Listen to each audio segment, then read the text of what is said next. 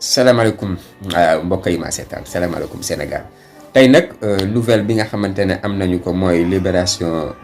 provisoire comme ñoom ni ñu ko waxee mooy bu Cheikh Bara Ndiaye borom daf gis ma xool sedd si trop comme ni si ñeneen seen xool seddee bu fa dëgg ne yàlla namoon nañu ka trop bi nga xamante ne yàlla def na yaa nga foofu ñoom xel mu ngi woon si yow te ñu ngi la doon ñaanal suñu borom tabaaraka wa taala vraiment loolu rek moo ñu dese woon ñaan waaw ginnaaw ba yàlla def na nag alhamdulilahi rabil alamin liibar nga sant yàlla li ne si kanam yëpp yaa na doon mbégte waaw yaa na doon mbégte te incha allah noonu laa demee sax waaw li taxoon nag gars yi arrêté la biñ demee ba si biir ñoom ñoo xam ne ñoom ñoo gisal seen bopp ne loolee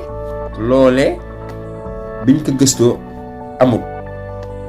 waaw xëj na looloo taxaw ñu téye ay téléphone am parce que tamit di wax nit ki naan allo génn leen ngeen taal fii génn leen ngeen taal fii dem leen ngeen taal fii amaana politique moo tollu foofu rek waaye Cheikh Bara ka gis xam na ne du nit ak loolu mën naa chronique nag mën naa waxtaan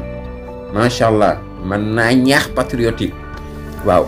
mën naa analyser lépp laa xamante ne xew na si dëkk bi si li jaarul yoon.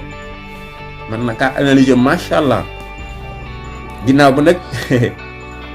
génn ngeen ko alhamdulilah waaye li ma wax léegi rek la may reste à venir dafa soobe suñu borom alaysallahu bi ahkamil hakimin ba ma juum noonu la aaya bi ba ma juumee tamit ngeen rectifié ma waaw yàlla nee ndax man nit gënuma maanaam ñay atte ñëpp daxuma leen a atte waaw loolu mu ngi suñu kanam incha allah la ma ko yàggee wax rek yàlla ñu yàlla defal sutura incha allah